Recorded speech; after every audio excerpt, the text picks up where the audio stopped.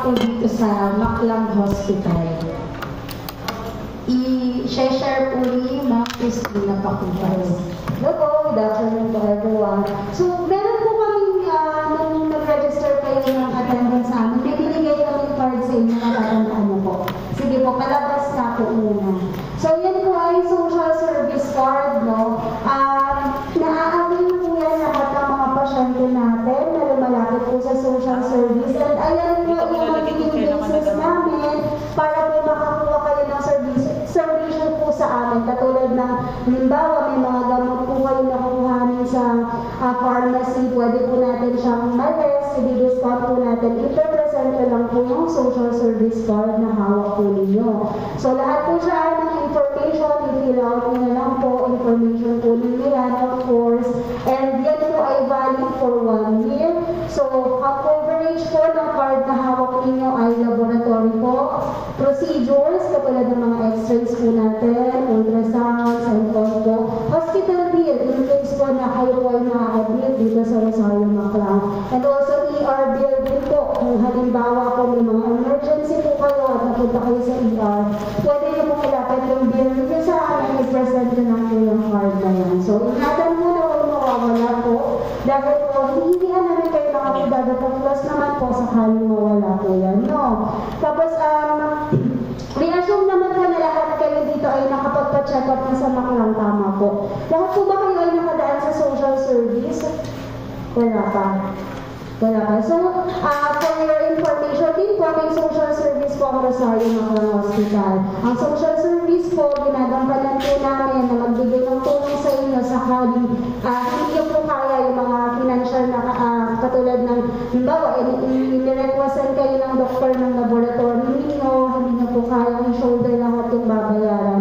Pwede po kayong lumapit sa social service. Ang opisina po namin ay nandun sa dulo ng ER. Meron din po kami dito sa loob, pwede rin po kayong pumunta po dyan. Bibigay po kami ng tulong, katulad ng referral po sa DSWD, kung halimbawa po, ang mga service po na binigay sa inyo ng doktor ay hindi available naman po dito sa institusyon namin, maaari po namin kayong i-refer kung saan po yung mga partner po namin na organ na gobyerno. So, yun po, basta po, makapag-usap lang po sa social worker kung may mga tanong po. Kasi po, may mga problema po yung pasyente na minsan, kaya nagkakaroon ng conflict kasi nakikinig sila sa kasama nila sa pila, ganyan, sa mga wards. Yun po, kung may mga tanong po regarding sa service, social worker po ang puntahan natin, no? Para po, mas malinaw na ipaliwanag po namin sa inyo, yung kailangan po ninyo at yung may tutulong po namin. So, yun po. May mga tanong po ba? Wala naman. Meron po ba kayong nakakuha na, meron po ba dito walang PWD-ID? Oo.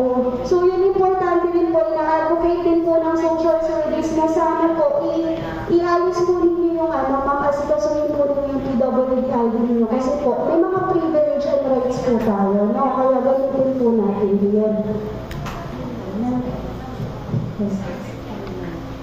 So, may question pa po ba sa services na binibigay po ng aming department? Wala na po. So, yes po, sir.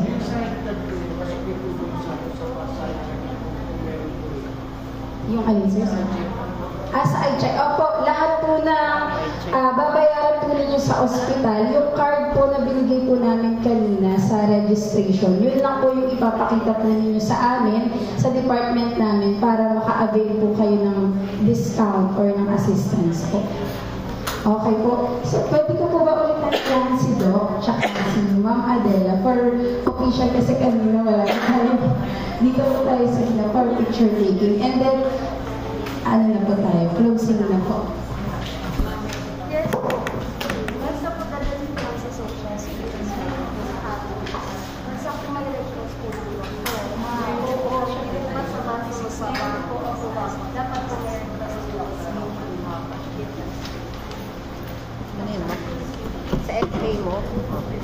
Kung wala kang kapera-pera kung pwede mo.